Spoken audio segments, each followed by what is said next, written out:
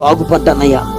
అయ్యా, నేను మీ ఎదుట వచ్చినప్పుడు, మీ ఎదుట నుంచి నేను వెళుతున్నప్పుడు, నేను కుష్టి రోగుగా ఆ 10 మందిలో ఒక్కడిగా నేను ఉంటూ ఉన్నాను అని నేను కూడా బాగుపడ్డానయ్యానంటే యేసయ్య అడుగుతున్నాడు, నువ్వు ఒక్కడివే బాగుపడ్డావా? మిగతా కూడా అందరూ బాగుపడ్డారా అన్నాడు. లేదయ్యా, అందరూ బాగుపడ్డాం, అందరము ఆరోగ్యవంతులుగా ఉన్నాం, అందరి యొక్క స్థితి మారిపోయింది, అందరికీ ఆరోగ్యాలు కలిగాయి. మిగతా 90 ఎక్కడ అంటే బాగుపడ్డామని ఇంకా దేవుడు మాకెందుకులే అనుకొని ఎవరి మట్టుకు వారు వెళ్ళిపోయారు.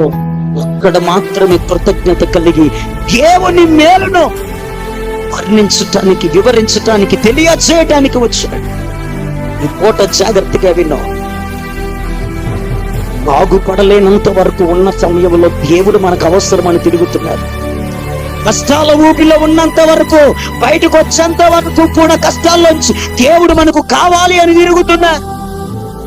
సమస్యల ఊపిలో నుంచి బయటికి వచ్చేంత వరకు దేవుడు మనకు అవసరమని వస్తున్నారు. సమస్యల్లో నుంచి బయటికి తీసుకుని వచ్చిన తర్వాత, కష్టాల్లో నుంచి బయటకు తీసుకుని వచ్చిన తర్వాత, అనారోగ్యాల్లో నుంచి బయటకు తీసుకొని వచ్చిన తర్వాత, బాగుపడిన తర్వాత ఇప్పుడు ఎవరు అవసరం లేదు వారికి, దేవుడు అవసరములే. ఎందుకని? బాగుపడ్డాంగా. దేవుడు రోగికి అవసరం గాని ఆరోగ్యవంతుడుకు కాదు కదా అని అనుకుంటూ వెళ్ళిపోతున్నారు. అంటే నేను అంటాను,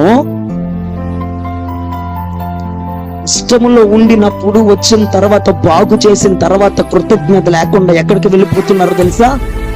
వారు మరలా వెనకకు మళ్ళీ పోయే పరిస్థితులు కనబడుతున్నాయి.